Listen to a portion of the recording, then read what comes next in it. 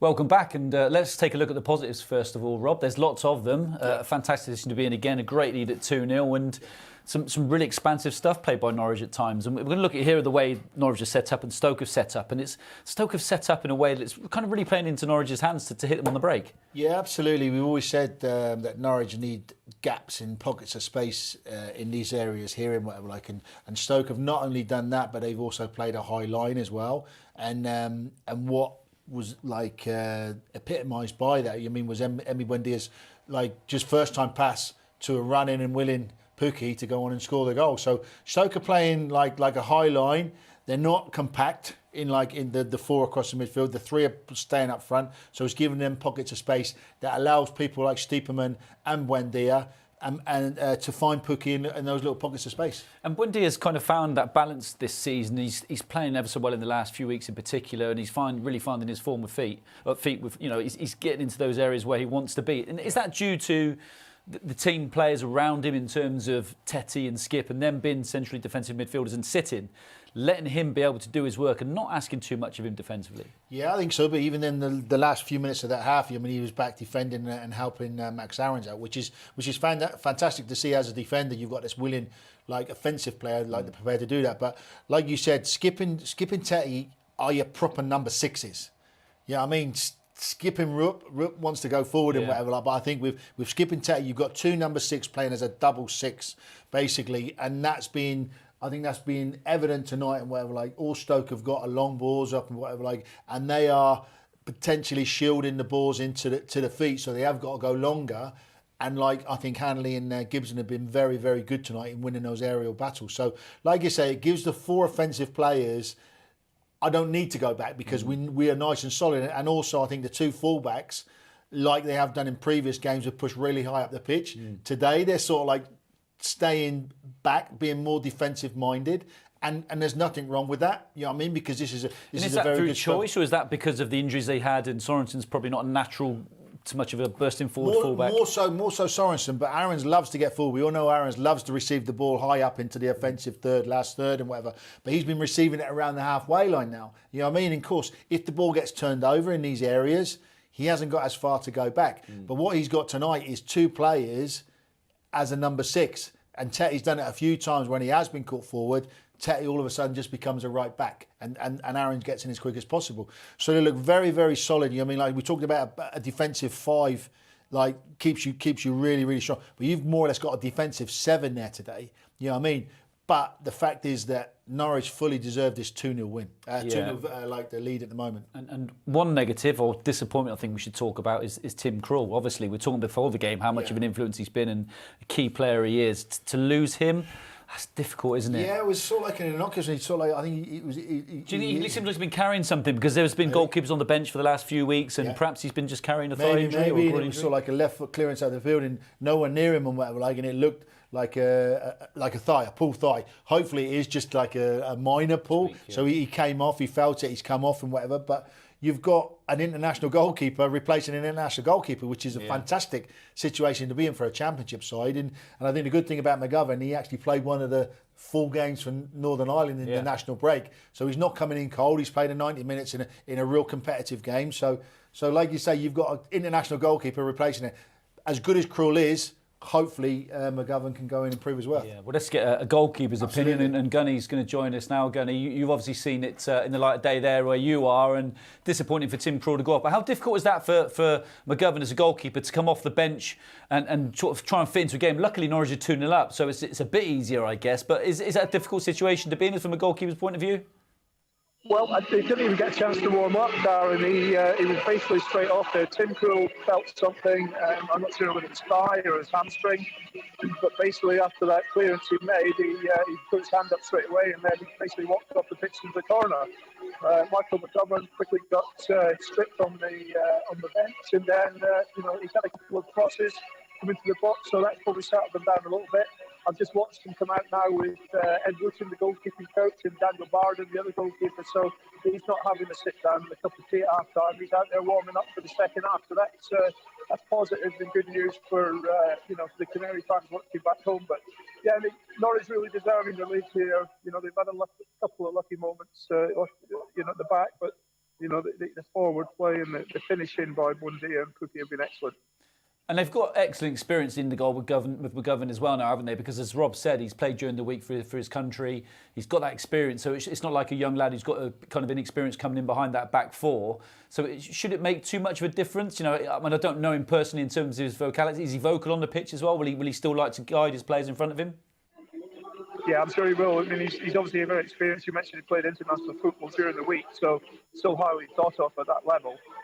And I think we can all remember back to the brilliant Euros that he had and some of the saves he made in those European Championships a couple of seasons ago. And, he's decided to stay at Norwich City, and now, Norwich City are hopefully going to get their desserts because they've extended his contract for a number of seasons now.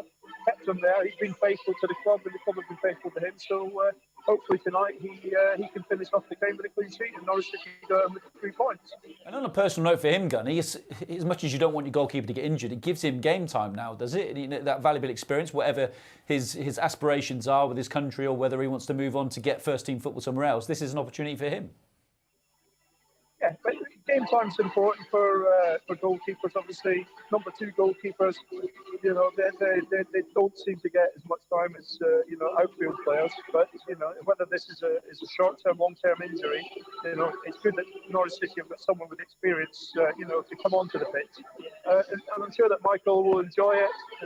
He'll have worked with the guys in training for the last few seasons, so it's not as if he doesn't know the players. And as you say, it's an opportunity for him to shine, and whether it's showing Norwich City what he can do to get another extension of his contract, or other clubs that, he's still got the ability to play first-team football, that's down to Michael McGovern, man. Well, keep warm, mate. You look like you're wrapped up well there, like a boiled egg, with like cosy on top and scarf on. You look pretty well, mate. So stay safe, and we'll speak to you soon. I was showing off before the game with just a gilet on, but I've got everything on now. So, enjoy the second half.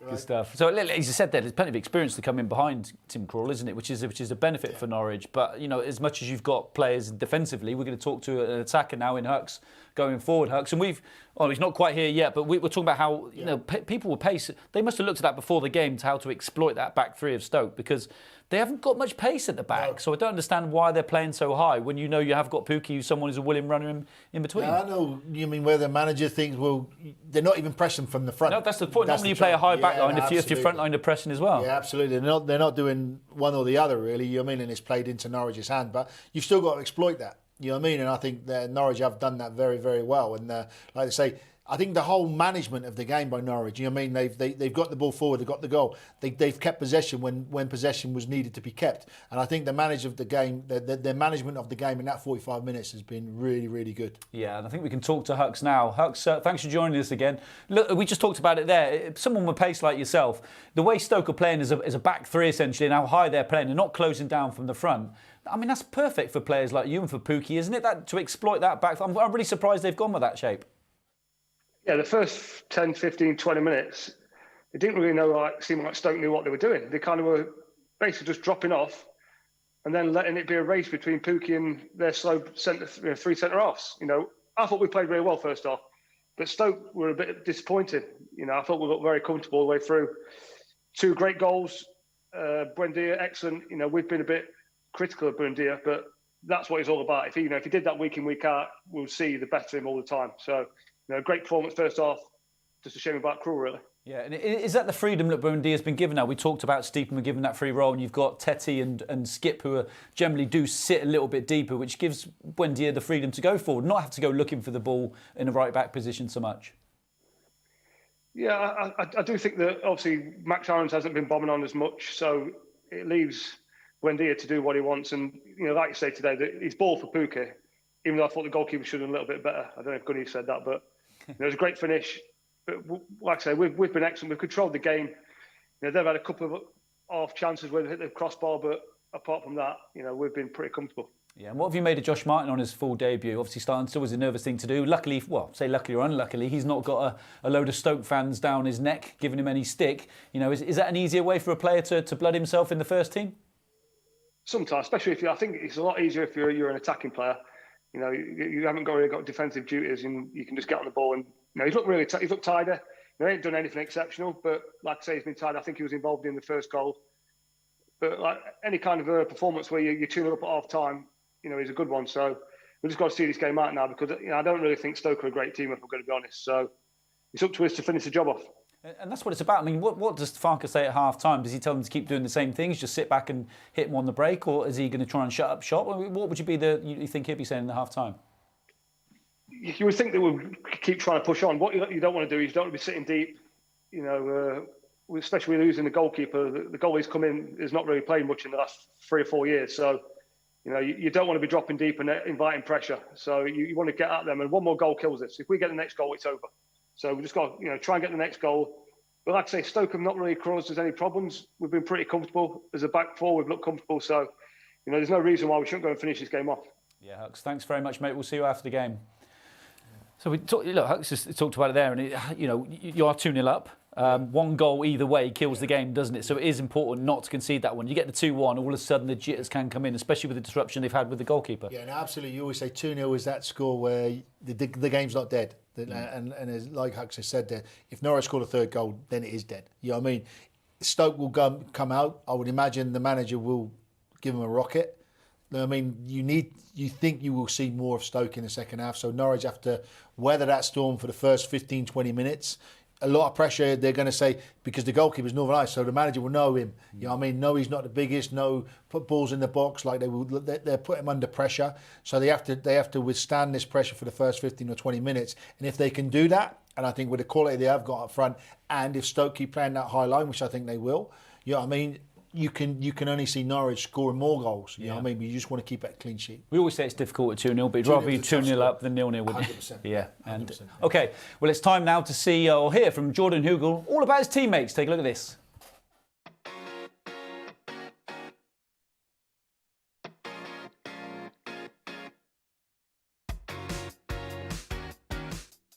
Emmy, because as I said, he just runs past people that are not even there. It's pretty self-explanatory, that one. I'd probably say Zimbo because he eats dumbbells for a living. And then I'd put me and Randy up there as well. It'd be a good wrestle-off. Chemi, he's absolutely lightning.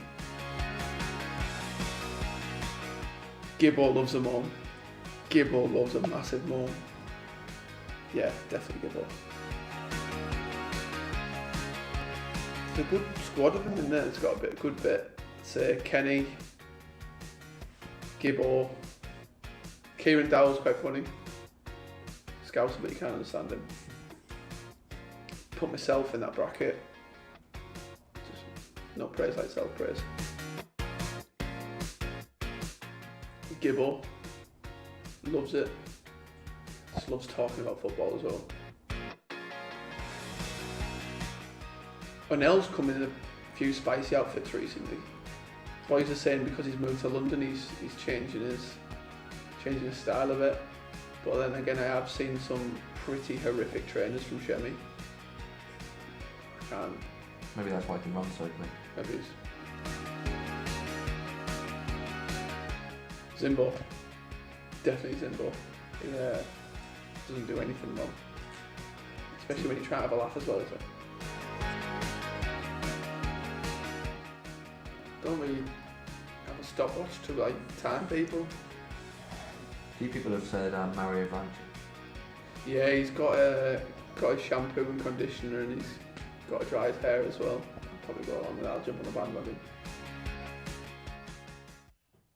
It's interesting listening to him, Rob, isn't it, Jordan? Yeah. Because he seems like he's got what you say, he's got a bit about him, isn't he? And actually he's talking about other players in the changing room now. And we were just saying about actually, it seems as if there's a few more characters in that changing room now, which has a massive effect on the dressing room and on the pitch as well when they take it out there. Yeah, no, absolutely. Everyone we've seen, you know what I mean, it's all been upbeat, it's all been good banter and whatever as well. And like you said as well, all the ones he's saying, a lot of them are new players coming in, and sometimes the new players take time to adjust. They sort of like in their shell a bit, but these guys have come in and look as though they've made a real impact in every aspect in the dressing room, which is only a good thing. Yeah, and back to this game now. Yeah. What do we see second half? Do Norwich shut up shop? Do they continue to play in the same manner? Or what are the You instructions? can't shut up shop. You know what I mean? Like, Stoke would have got a rocket. Stoke will come out firing because they know if they can score a goal in the first 10, 15 minutes of the game, they're in the match. Norwich have to withstand that pressure. If they can get a third goal, brilliant. You know what I mean? Because I think that just quells any fire that Stoke have got in their belly. But it's going to be tough. It's going to be a tough 10, 15, 20 minutes for Norwich and whatever. But I think if they can withstand that, then I think the quality they showed in the first half and the superiority they showed in the first half as well will hopefully bring the 3 points home. Got to get going, mate. It's the second half of time. See you at the end of the game.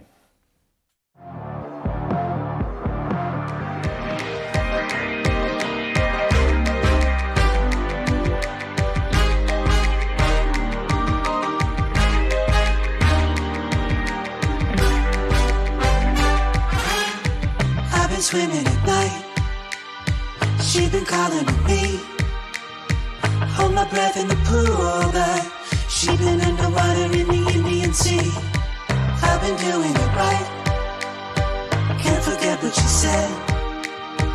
When you're finished with you, babe, you should come and find me in the Sea of Cortez. No way.